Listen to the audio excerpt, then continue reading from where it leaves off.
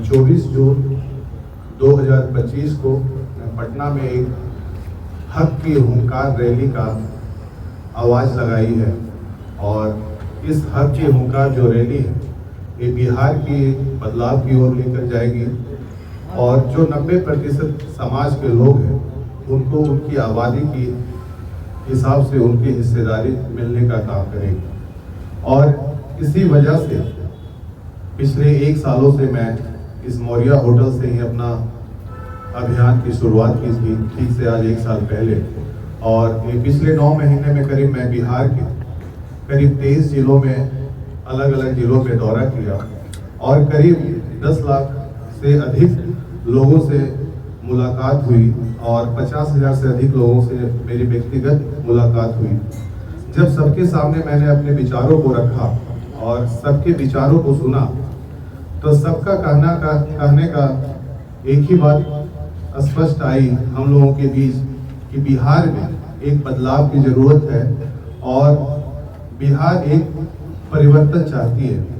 और हमारा जो समाज है, चाहे वो कुशवाहा समाज हो चाहे 90% की समाज हो, आज हमारे समाज में कोई भी नेतृत्व करने वाला नहीं है। इसलिए आज हमारा जो समाज है वो राजनीतिक के क्षेत्र में हाशिए पे चला गया है।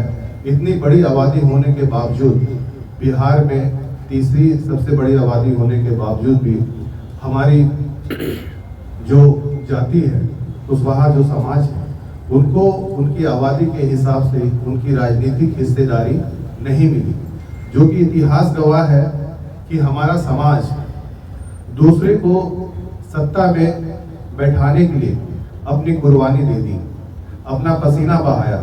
लेकिन आज खुद कुशवाहा समाज के लोगों की हत्याएं हो रही है, अत्याचार हो रहा है। जो खुद समाज दूसरे का सेवा किया, पसीना बहाया, वोट दिया, अपना सब कुछ कुर्बानी दी, हमारे जगदेव बाबू बिहार को बदलने के लिए 90% को अपना हक दिलाने के लिए अपनी कुर्बानी तक दे दी। तो उनकी कुर्बानी को हम बर्बाद नहीं जाने देंगे और उनकी जो अधूरे सपने हैं कि जिनकी जितनी आबादी है उनकी उतनी हिस्सेदारी मिलनी चाहिए, उस अधूरे को सपना पूरा करने के लिए मैं इस अभियान के तहत आगे निकल पड़ा। और जो सम्राट अशोक की जो मिली हुई हमें विरासत थी, उस विरासत को हम ऐसे व्यर्थ नहीं जाने देंगे।